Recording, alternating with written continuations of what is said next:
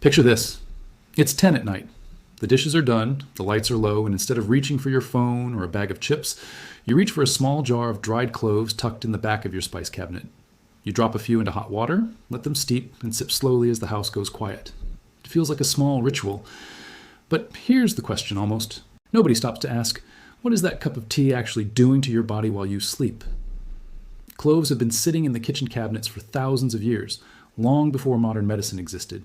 Ancient traders in China chewed them to freshen their breath before addressing the emperor.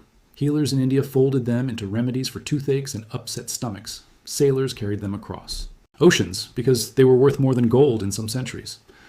And today, that same small brown spice is being pulled apart in laboratories, studied for compounds that might genuinely support digestion, blood sugar, inflammation, and more.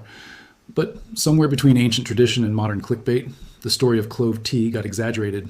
Search online and you'll find claims that it melts belly fat overnight, cures diabetes, or replaces prescription medication entirely.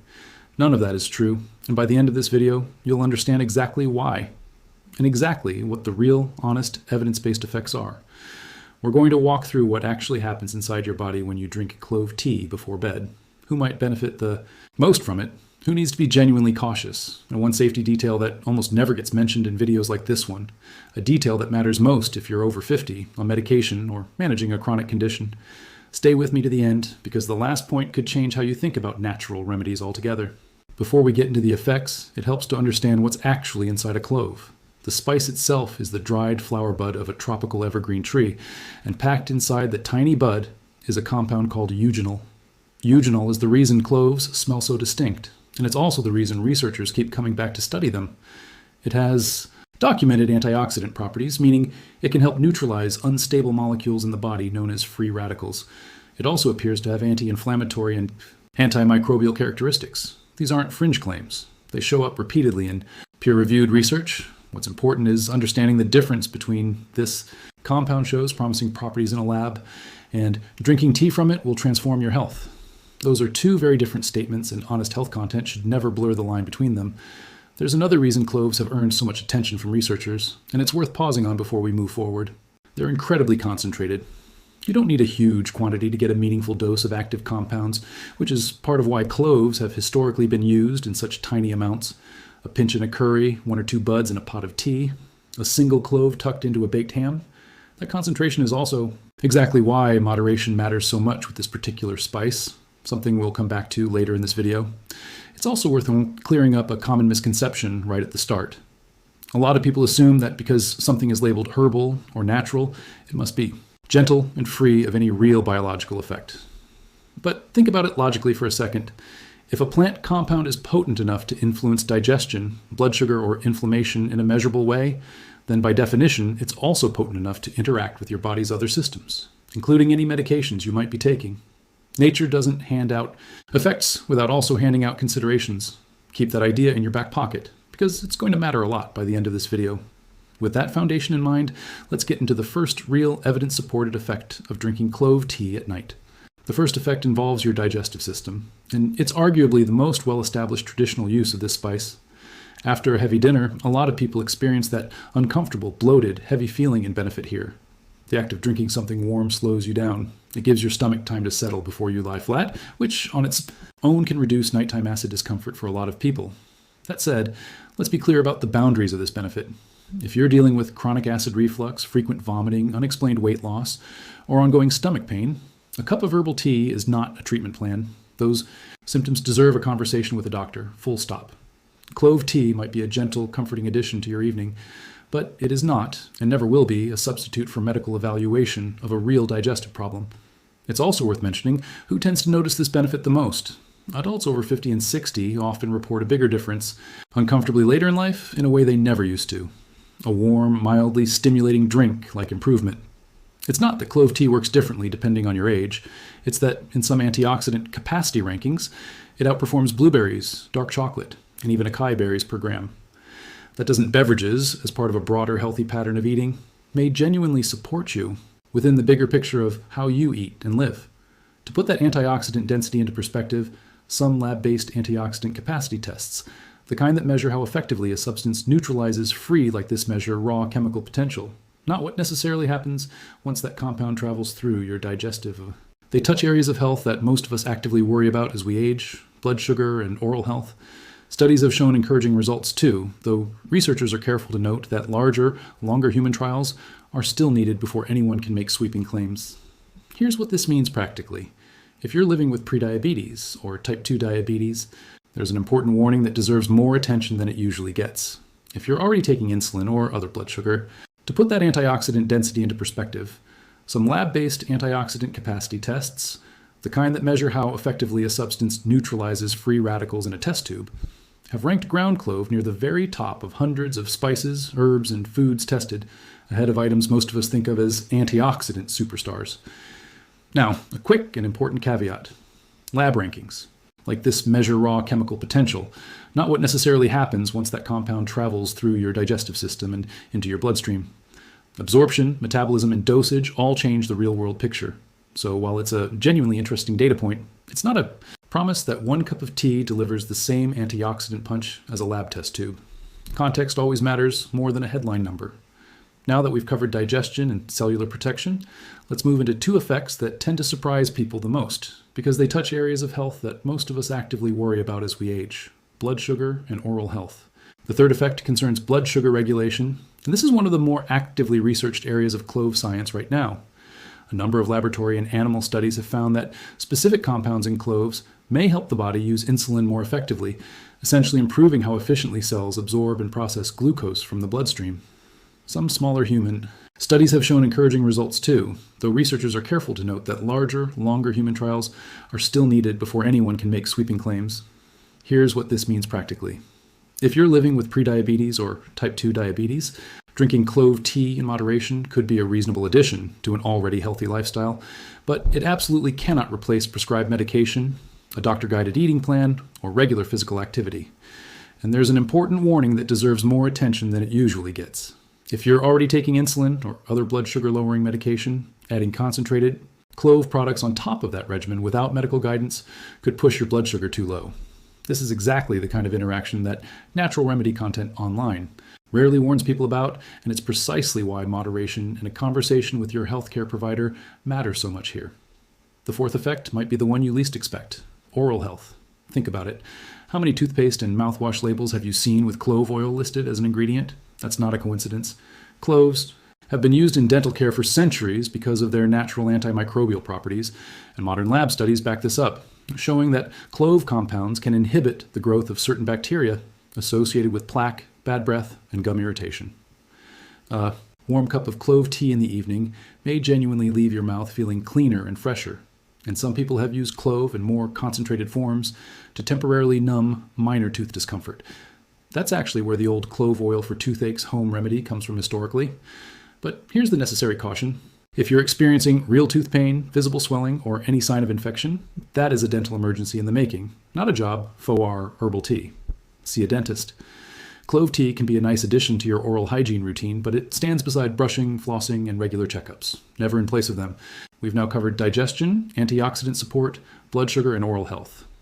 Before we move into the final 2 effects, let's take a short detour and clear up a few myths that circulate constantly around this topic, because separating fact from fiction is just as important as listing the benefits themselves.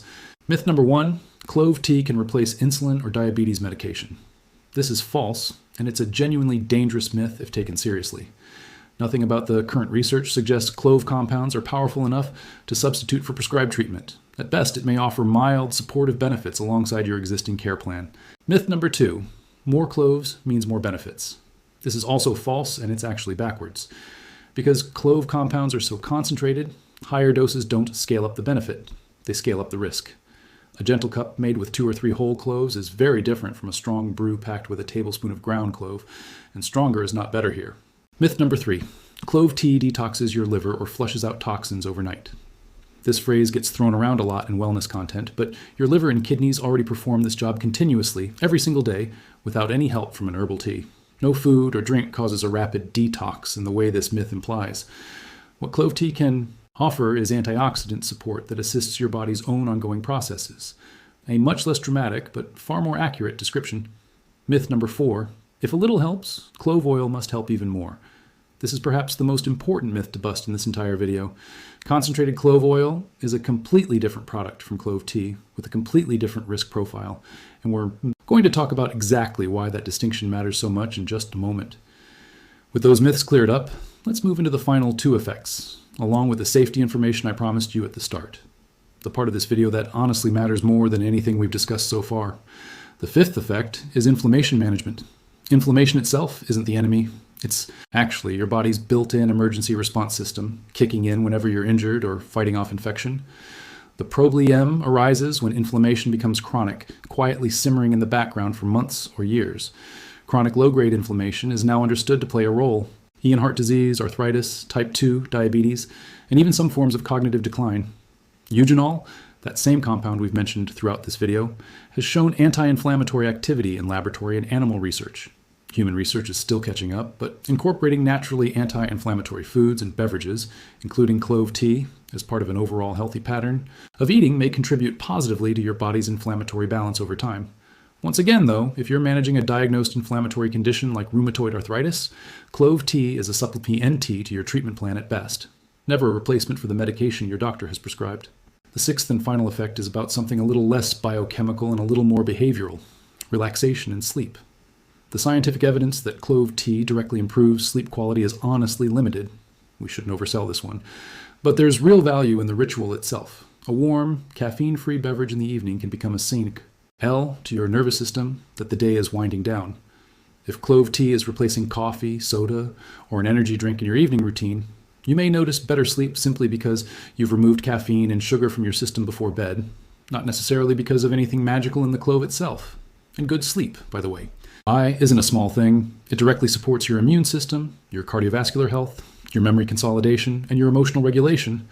So if a cup of clove tea becomes your gentle nightly cue to put the phone down and slow your mind, that alone is worth something. There's actually a well-documented psychological principle behind this, sometimes called a wind-down cue. Your brain responds strongly to repeated rituals, the same warm mug, the same quiet 15 minutes, the same dim lighting, by gradually associating that sequence with the onset of rest. Over weeks, that association can become surprisingly powerful, almost like a conditioned response. So even setting aside the chemistry of clove entirely, the simple act of building a consistent evening ritual around a warm, caffeine-free drink may be doing more heavy lifting for your sleep than the clove itself. That's not a knock against clove tea. It just means the benefit may come from a combination of habit and content, not content alone. Now, here's the part of this video I really want you to pay attention to, because it's the piece that gets left out of almost every other video on this topic. And it's the piece that actually protects you. Cloves contain natural compounds that can interfere with blood clotting. If you're taking blood-thinning medication like warfarin, or if you have any kind of bleeding disorder, regular clove tea consumption is something you need to discuss with your doctor first. Not after you've already been drinking it nightly for a month. This isn't a minor footnote. Blood thinner interactions with herbal compounds are one of the most discussed risks in natural health content, and it deserves to be said plainly rather than buried at the end of a video. The same caution applies if you have liver disease, if you're pregnant or breastfeeding, or if you have any surgery scheduled in the near future. Clove's effect on blood clotting can matter a great deal in a surgical setting. And here is a distinction that really cannot be overstated. 1 cup of mild clove tea is nowhere close to the same thing as concentrated clove oil or eating large quantities of whole cloves. Concentrated clove oil, in particular, can be genuinely harmful if used incorrectly. It's been linked to liver damage and other serious effects in cases of overuse. If a product or a recipe calls for concentrated clove oil, that's not a casual do-it-yourself decision. That requires professional medical guidance. There's one more group worth mentioning specifically, because they're often overlooked in videos like this. People preparing for any kind of medical procedure. If you have a surgery, dental extraction, or even a routine colonoscopy scheduled, it's worth mentioning your clove tea habit to whoever is coordinating your care. Most of the time, it will be a non-issue. But because of the blood clotting factor we discussed earlier, doctors sometimes ask patients to pause certain herbal supplements and teas in the days leading up to a procedure, purely as a precaution. It takes 10 seconds to mention it and could save you a complication you never saw coming. It's also worth touching on children and clove tea, since this comes up in comment sections often. Most pediatric health resources advise against giving concentrated clove products, including strong clove tea, to young children, since their smaller body size makes them more sensitive to concentrated plant compounds. If you're making a cup for the whole family, It's simplest to keep it to the adults in the house rather than diluting a strong batch for kids. So, where does that leave us? Let's bring it all together. Should you actually drink clove tea at night? For most healthy adults, without contraindicating medications or conditions, a single moderate cup of clove tea in the evening is a low-risk, potentially beneficial addition to a broader healthy lifestyle. It offers natural plant compounds, meaningful antioxidant content, and a calming evening ritual, all wrapped into one warm drink. But, and this is the single most important sentence in this entire video, clove tea is not medicine, and it is not a cure. It will not reverse diabetes. It will not repair kidney damage. It will not erase chronic inflammation overnight, and it will never replace the medications your doctor has prescribed you for a reason. Well, that fits neatly into a 9-minute video, but all of it matters far more than any single spice, food, or drink ever could. If you take one thing away from everything we've covered today, let it be this. Natural does not automatically mean harmless. Even a spice as old and trusted as clove can interact with medications, and even the gentlest home remedy deserves a conversation with your doctor if you're managing a chronic condition, taking prescription medication, or over the age of 50 and juggling multiple health considerations at once. Being cautious isn't being paranoid, it's being smart about your own body. If tonight you decide to try a warm cup of clove tea as part of your evening wind down, do it the sensible way. Use whole cloves, not concentrated oil. Steep 2 to 3 cloves in hot water for about 10 minutes. Keep it to 1 cup, not several. And if you're on any medication or managing a health condition, run it by your doctor first. Not because clove tea is dangerous for most people, but because most people doesn't mean for everyone. And you deserve information tailored to your own health, not a generic promise from the internet. Thank you for spending this time learning something real about a spice that's been part of human history for thousands of years. If this kind of honest, evidence-based approach to natural remedies is useful to you, consider sticking around for more videos just like it. Content built not on hype, but on what the research actually says, delivered in a way that respects your intelligence and your time. Take care of yourself, stay curious, keep asking questions about what you put into your body, and I'll see you in the next one.